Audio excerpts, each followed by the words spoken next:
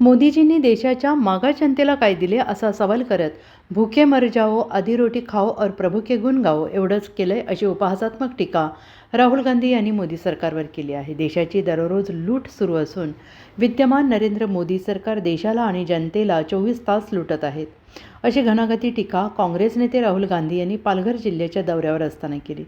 भारत जोडो न्याय यात्रेनिमित्त ते वाडा खांडेश्वरी नाका येथे भाषण करताना बोलत होते। भाजप सरकारवर त्यांनी सडेतोड टीका केली। राहुल गांधी यांची भारत जोडो न्याय यात्रा मोखाडा विक्रमगड पालीमार्गे वाडा पुढे कुडूस अशी होती। भारतात 88% जनता सामाजिक आणि राजकीयदृष्ट्या मागासलेली आहे। ओबीसी, दलित, आदिवासी असे अनेक मागास प्रवर्ग भारतात आहेत, मात्र या प्रवर्गाला या मोदी सरकारने कुठेही स्थान दिलेलं नाही। त्यांच्यासोबत अन्याय केला आहे। या उलट अदानी, अंबानी यांच्यासारख्या बड्या भांडवलदारांना मोठं करण्याचं काम मोदी सरकारने केलं आहे अशी टीका राहुल गांधी यांनी केली। विविध दृष्ट्या मागास असलेल्या 88% जनतेला मोदी सरकार भागीदारी का देत नाही असा सवाल गांधी यांनी यावेळी उपस्थित केला। भारतातील जनतेने आता जागरूक होण्याची गरज असून तुम्ही तुमची ताकद ओळखा, जागे व्हा, एक ताकदीनं मोदी सरकारला हादरा बसवा असं आवाहन गांधी यांनी येथे केले। पंतप्रधान नरेंद्र मोदी हे ओबीसी असल्याचं मी मानत नाही। त्यांना ओबीसी प्रवर्गात आणण्यासाठी गुजरात सरकारने कायदा बदलला आणि मोदीजींना ओबीसी बनवले असं गांधी यांनी सांगितलं। भारताचे सरकार आमदार, खासदार नाही तर मोदीच्या इशाऱ्यावर भारतीय प्रशासन सेवेतील 90% अधिकारी चालवत आहेत। मी स्वतः तो अनुभव घेतला असून पाहिलाही आहे, म्हणून ते माझा तिरस्कार करतात असं गांधींनी म्हटलं आहे। अग्निवीरसारखी योजना आणून त्यांना सीमेवर बंदुकीची गोळी खाण्यासाठी ठेवण्यात येणार आहेत। त्यांना त्यांचा मानसन्मान, पेन्शन मिळणार नाही। ही योजना फक्त एक देखावा असल्याचं राहुल गांधी म्हणाले। आजच्या तरुणांनी आणि जनतेनं आपल्या हक्कासाठी बोला आणि लढा असा सल्ला गांधी यांनी उपस्थितांना दिला। भारतीय जातीय जनगणना करा। सामाजिक व आर्थिक मागासलेपण सिद्ध करण्यासाठी 88% मागास जनतेला न्याय मिळवून देण्यासाठी जातनिहाय जनगणना करा अशी आग्रही मागणी येथे राहुल गांधी यांनी केली। या अंतर्गत देशातील प्रत्येक यंत्रणेचे आणि संस्थेचे सर्वेक्षण करा असंही त्यांनी म्हटलं आहे। काँग्रेसच्या निवडणूक जाहीरनाम्यात आदिवासींना प्राधान्य। आगामी लोकसभा निवडणुकीच्या पार्श्वभूमीवर देशातील आदिवासी समाज त्यांच्या कल्याणासाठी काँग्रेसने आपल्या जाहीरनाम्यात विशेष स्थान दिल्याची घोषणा राहुल गांधी यांनी पालघर दौऱ्यात केली। आमचे सरकार आले तर देशातील आदिवासींच्या जमिनी व पट्टे 6 महिन्यात त्यांच्या नावावर केल्या जातील। जलजंगल जमिनीवर आदिवासींचा पारंपरिक हक्क आहे, तो हक्क त्यांना दिला जाऊन तसे हक्क त्यांच्या हवाली केला जाईल।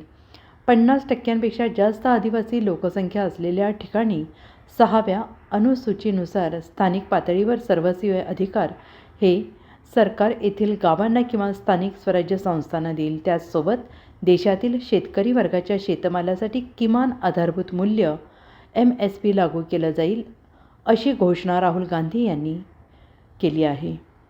देशातील गरीब कुटुंबातील महिलांना वार्षिक 1 लाख देणार। देशातील गरीब कुटुंबाची यादी काढून त्या गरीब कुटुंबातील एका महिलेला प्रतिवर्ष 1 लाख रुपये बँक खात्यात देणार असल्याची घोषणा राहुल गांधी यांनी केली। आगामी काळात आमचे सरकार आले तर त्याच्या अंमलबजावणीसाठी आमचे प्राधान्य राहणार आहे। यानंतर देशात कोणीही गरीब कुटुंब आहे असे कोणीच सांगणार नाही, कारण प्रत्येक घरातील उत्पन्न किमान 1 लाख रुपये तरी असेलच असा विश्वास असल्याचं राहुल गांधींनी आपल्या घोषणेदरम्यान सांगितलं आहे। मागास प्रवर्गाला कुठेच स्थान नाही। देशाच्या व्यवस्थेत मागास वर्गाला कुठेही स्थान नाही। मोठ्या चित्रपट इंडस्ट्रीतील अभिनेते, कॉर्पोरेट क्षेत्रामध्ये, नॅशनल मीडियातील पत्रकार, भारताच्या मोठ्या मंत्रालयांमध्ये अशा अनेक उच्च संस्थांमध्ये व यंत्रणांमध्ये मागासवर्गाला कुठेही स्थान का नाही? या ठिकाणी उच्च वर्गीयांचीच वर्णी का लागते असा सवाल राहुल गांधी यांनी मोदी सरकारवर उपस्थित केला असून या मोदी सरकारला मागास जनताच नको म्हणून ते त्यांना स्थान देत नाहीत अशी टीका केली आहे।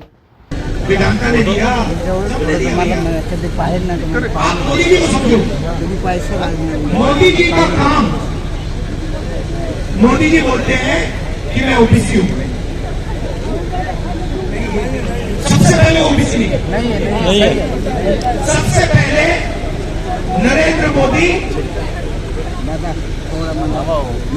जनरल कास्ट के लिए देखें, गुजरात में बीजेपी ने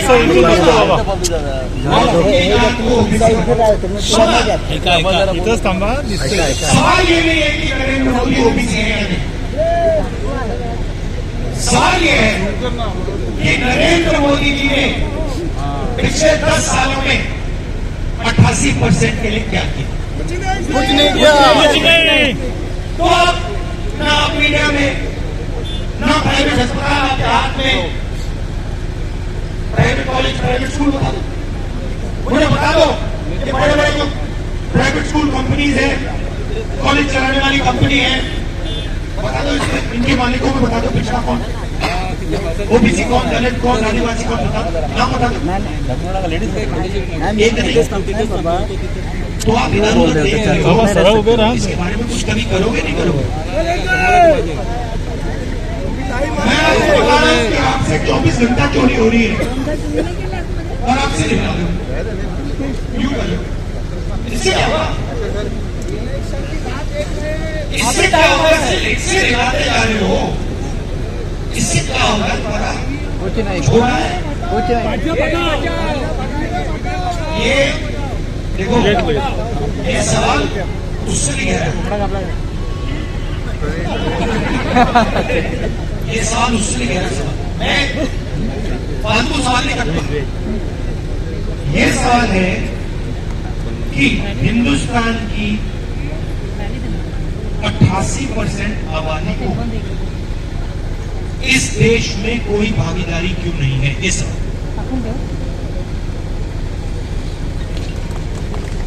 पालघर माझा, मी पालघरचा. आजच पालघर माझाला सबस्क्राईब करा आणि आमच्यासोबत अपडेट राहा.